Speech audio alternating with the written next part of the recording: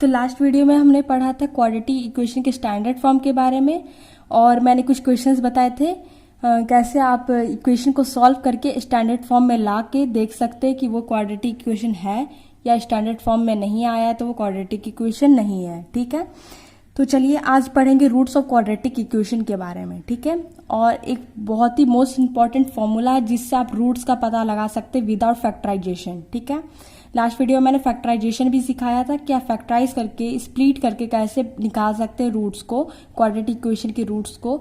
और आज हम लोग सीखेंगे कि क्वाड्रेटिक फॉर्मूला का यूज करके आप रूट्स को कैसे निकालें।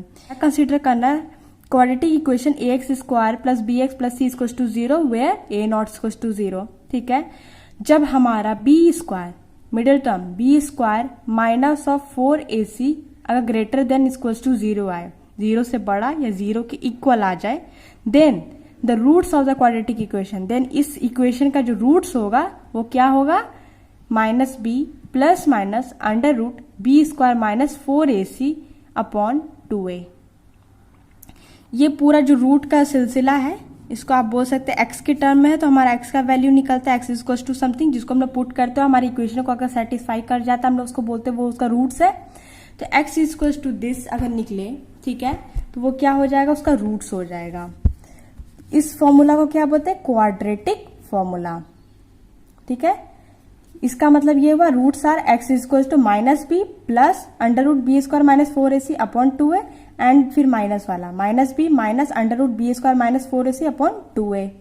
ठीक है, तो हमारा कोई भी क्वाड्रेटिक इक्वेशन आपको गिवन रहेगा, आप उसका कंपैरिजन कर लेंगे इस स्टैंडर्ड फॉर्म से, a b c का पता लगाएंगे कंपेयर करके। ठीक है, फिर आप निकालेंगे बी स्क्वायर माइनस 4ac।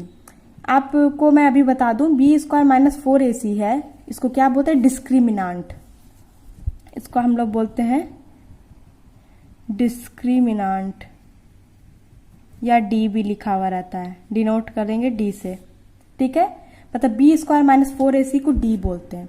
अगर हमारा डिस्क्रिमिनांट क्या हो जाए, ग्रेटर देन 0 से बड़ा या 0 के इक्वल आए तो हमारा रूट क्या हो जाएगा उस क्वाड्रेटिक इक्वेशन का, x इज इक्वल टू इस फॉर्मूला में आप सबका वैल्यू पुट करके उसका रूट निकाल लें। ठीक है, और ये जो रूट आएगा वो आएगा रियल रूट्स। ठीक है, रियल रूट्स कब नहीं आएगा, जब आपका b square minus 4ac less than 0 होगा। ठीक है, लेस देन 0 होगा तो क्या समझने वाली बात है, लेस देन 0 होगा तो अंडर रूट में निगेटिव वाले पार्ट आएंगे। अगर हमारा b square minus 4ac less than 0 होगा तो अंडर रूट में सपोज डेट -2 आया तो अंडर रूट में -2 आएंगे। और ये कब सॉल्व होता है, जब ये परफेक्ट स्क्वायर हो, स्क्वायर रूट के अंदर कोई परफेक्ट स्क्वायर वाला चीज हो तब हम उसको सॉल्व कर सकते हैं, लाइक रूट 16 तो 4 लिख दोगे। परफेक्ट स्क्वायर नहीं हो, एटलीस्ट पॉजिटिव क्वांटिटी रहे तो रूट 2 ही हो जाएगा।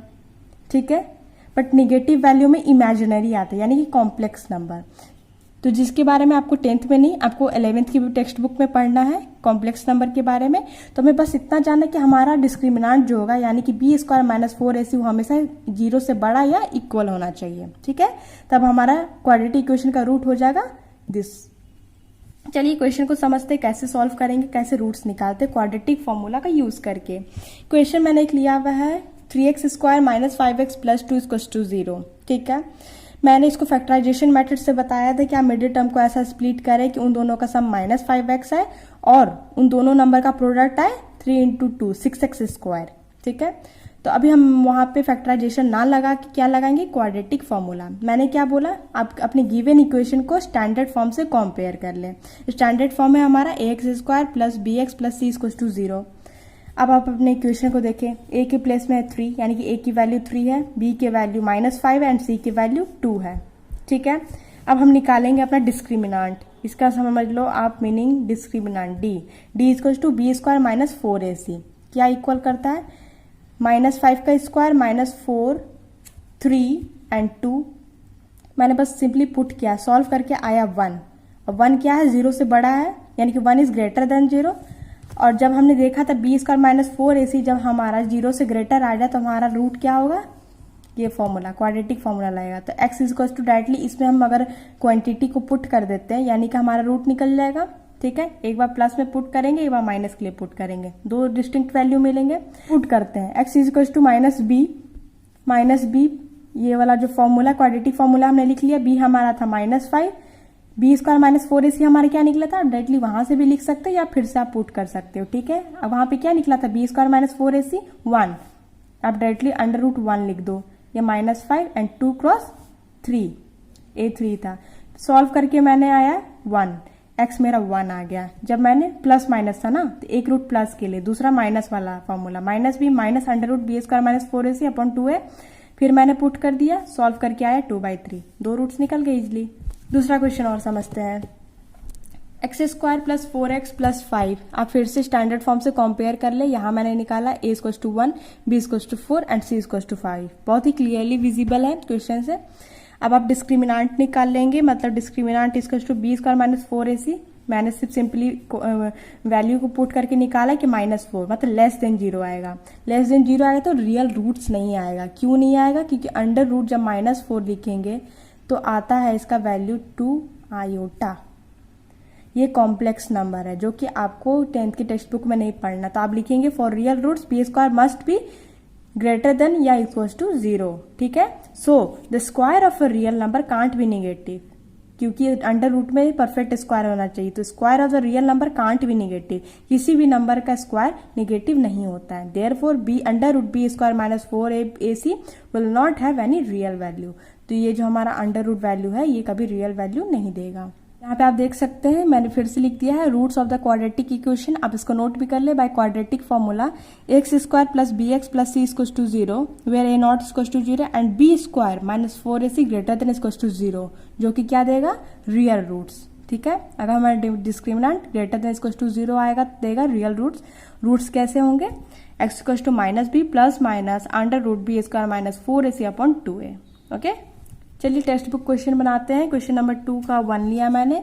क्वेश्चन क्या है, 2x² माइनस 7x प्लस 3 = 0, तो आपको इक्वेशन दे दिया और बोला कि क्वाड्रेटिक फॉर्मूला यूज करें। सबसे पहले आप कंपेयर कर लेंगे, मैंने यहाँ लिखा हुआ है a = 2, b = -7 एंड c = 3 आया हुआ है।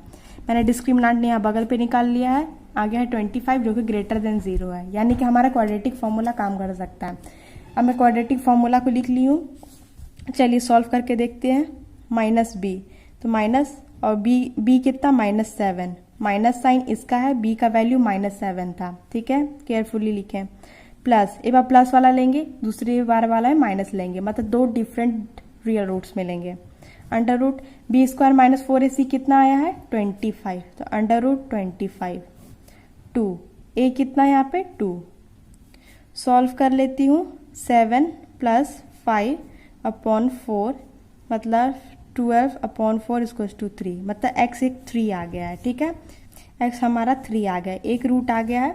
दूसरा देखते हैं, b माइनस के लिए b² 4ac upon 2a, b हमारा था -7, under root b² minus c, ये 25 आया था, 2, a हमारा शायद 2 था,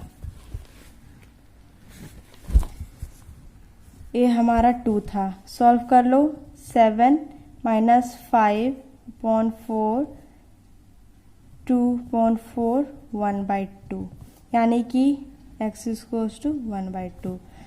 Therefore, roots are x = 3 and x = 1/2। 2 रूट्स मिल गए, different roots, and these are real numbers. बहुत ही सिंपल है। नेक्स्ट क्वेश्चन बढ़ते हैं। 2x² plus x plus 4 = 0, compare करेंगे आप इक्वेशन से, ठीक है। डिस्क्रिमिनेंट निकालना हमारा दूसरा काम है, आ गया है हमारा नेगेटिव, तो मतलब रियल रूट्स नहीं देगा। रियल रूट्स के लिए ग्रेटर देन इक्वल टू 0 होना चाहिए, लेस देन 0 है। तो अब हम क्या करते हैं, क्वाड्रेटिक फॉर्मूला यूज करते हैं, ठीक है, मैं बताती हूँ। अब डालो, अब -31 यहाँ आ गया। मैंने क्या बोला था, अगर किसी भी नंबर का स्क्वायर करेंगे तो वो निगेटिव नहीं होता, यानी कि square of number can't be negative, no real roots, ठीक है। तो जब आपको बोले कि फॉर्मूला क्वाड्रेटिक फॉर्मूला लगाएं, ठीक है, तो आप फॉर्मूला को उसको दिखाना, सॉल्व ना करके आप इसके आगे तो प्रोसीड होगा नहीं, क्योंकि रियल रूट्स तो मिल नहीं रहे हैं। तो आप सिंपली लिख दो कि square of number can't be negative, so no real roots for this given quadratic equation, कोई भी रियल रूट्स इसमें नहीं मिलेंगे। फाइन। टेक्स्ट बुक का क्वेश्चन है, क्वेश्चन नंबर 9। क्या बोला, 2 वाटर टैप्स, 2 वाटर टैप है together can fill a tank in a 3/8 hours. Okay, 2 water tap है जो इतने टाइम में, दोनों मिलके इतने टाइम में टैंक को फुल करता है। The tap of larger diameter take 10 hours less than the smaller one. जो टैप लार्जर डायमीटर का है वो 10 घंटे कम लेता है स्मॉलर वाले टैप से। ओके, ठीक है। Find the time in which each tap can separately fill the tank. तो टाइम फाइंड करिए कि एक ही मतलब लार्जर डायमीटर वाले टैप या स्मॉलर डायमीटर वाले टैप सेपरेटली टैंक को फुल कर सके, कितने टाइम में फुल करेंगे। तो सबसे पहले हमें फाइंड करना है दोनों टैप अलग अलग कितना टाइम लेगा उस टैंक को फुल करने के लिए। तो हमारे यहाँ डेटा आप देख रहे हैं क्या है, the tap of larger diameter takes 10 hours less than the smaller one. तो स्मॉलर वाले में सब टिका हुआ है। तो सबसे पहले क्या लिख देंगे, the time taken by the smaller pipe to fill the tank भी, मतलब टाइम कितना लेगा स्मॉलर पाइप टैंक को फुल करने में, एक्स आवर हमने मान लिया, हमें नहीं पता कितना लेगा तो एक्स आवर हमने मान लिया। तो लार्जर वाला डायमीटर वाला टैप कितना टाइम लेगा, बोला है the tap of larger diameter takes 10 hours less than the smaller one. तो एक्स में 10 कम, एक्स टाइम में 10 आवर कम लार्जर वाला लेगा, तो उसको हमने मान लिया एक्स माइनस 10 आवर। ठीक है, अब हम देखेंगे कि part of tank filled by smaller pipe in 1 hour. 1 घंटे में वो स्मॉलर डायमीटर वाला पाइप कितना हिस्सा टैंक का भर सकता है। तो 1/x आर, 1/x पार्ट। ठीक है, the part of tank filled by smaller pipe in 1 hour is equals to 1/x part, और part of tank filled by larger pipe in 1 hour is equals to 1/x minus 10 hour. ठीक है, क्या मैंने किया, जितने part of tank को वो भर सकता है वो क्या होगा, reciprocal of time taken by the particular pipe to fill the tank. मतलब जितना टाइम उसको टैंक को फिल करने में लगेगा उस पाइप को और ये टैप को, उतना हिस्सा का वो रेसिप्रोकल कर दे तो वो पता चलेगा इतना हिस्सा वो टैंक का भरेगा।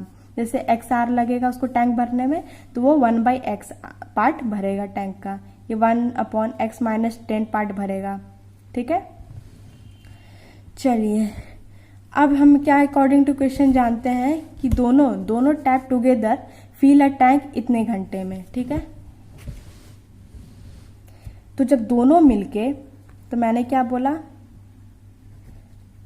लार्जर पाइप 1/ इतना पार्ट भरेगा और स्मॉलर भरेगा 1/x पार्ट। ठीक है, जब दोनों मिलके लार्जर और स्मॉलर दोनों मिलके ये दिया हुआ इतने आवर्स में भरता है पूरे टैंक को, मतलब 75/8 आवर्स में भरेगा। तो ये लार्जर पाइप कितने हिस्से को भरेगा 1 आवर में, 1/x माइनस 10, और इसका भी रेसिप्रोकल कर दो। इसका रेसिप्रोकल क्या होगा, 1/ दिस मच, ये ऊपर चल जाएगा 8/75, यहाँ से आया। मतलब एक आवर में larger pipe smaller pipe 1/x part भरेगा, प्लस किसी करेंगे लार्जर पाइप इतना पार्ट भरेगा, और उन दोनों को मिला के कितना पार्ट भरेगा 8/75। मतलब इस टाइम का भी रेसिप्रोकल कर दिया। अब आप सिंपली एलसीएम लेंगे, क्रॉस मल्टीप्लीकेशन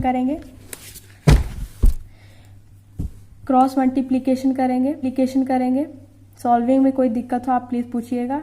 सॉल्व कर लिया मैंने। ठीक है, अब मैं यहाँ देखिए कि फैक्टराइजेशन मेथड लगा सकते हैं या क्वाड्रेटिक फार्मूला लगाने से बहुत ही लेंदी हो जाएगा। ठीक है, तो यहाँ पर पर्टिकुलरली नहीं बोला कि कौन सा फार्मूला या कौन सा मेथड लगा के आप एक्स का वैल्यू निकालें। आप अपना कोई भी मेथड चूज कर सकते हो। तो मैंने यहाँ पे फैक्टराइजेशन इजी समझा, इसलिए मैंने फैक्टराइजेशन यूज किया। क्या होना चाहिए, ऐसा नंबर जिसको सम या सब्ट्रैक्ट करके -230 आए। ठीक है, और मल्टीप्लाई करके, यहाँ मैंने मल्टीप्लाई किया 6000 आना चाहिए। तो मैंने देखा इसको स्प्लिट करके, अगर मैं -200 ले रही हूँ और -30 ले रही हूँ, उन दोनों को प्लस करके मेरा आ रहा है 230, और मल्टीप्लाई करके 2 3 जा 6 और 3 0 6000 फुलफिल हो रहा है। मैंने स्प्लिट करके लिख दिया, कॉमन ले लिया, एक्स का वैल्यू 25 निकला और निकला दूसरा 30/8। ठीक है, 30/8 निकल गया है। ठीक है, अगर इसको मैं आर में कन्वर्ट करूं, ठीक है, डेसिमल के फॉर्म में मैंने डिवाइड कर लिया 8 को 30 से। ठीक है, और वो आर में कन्वर्ट हो गया। अगर ये एक्स किसके लिए मैंने माना था, x r time taken by the smaller pipe, the tank be x r. तो एक्स हमारा निकलेगा टाइम कितना लगता है स्मॉलर पाइप से। अगर स्मॉलर पाइप से 3.75 आवर्स लगेगा, ठीक है, तो लार्जर पाइप में कितना लगेगा, इसमें 10 कम, इसमें 10 कम करेंगे तो निगेटिव आएगा, निगेटिव आएगा तो कोई भी टाइम निगेटिव में तो हो नहीं सकता, यानी कि ये तो रॉन्ग है ना। अगर लार्जर पाइप का भी तो टाइम इस तरह निकलेगा, x-10 था मेरा माना हुआ, उधर आप देख सकते हो, तो निगेटिव तो लेंगे, कंसीडर नहीं करेंगे, इस वजह से ये वाला टाइम कंसीडर नहीं होगा, s इक्वल्स टू 25 को लेंगे। तो time taken bye smaller pipe 25 and time taken bye larger pipe 25 - 10 यानी कि 15 आवर्स। सिंपल है।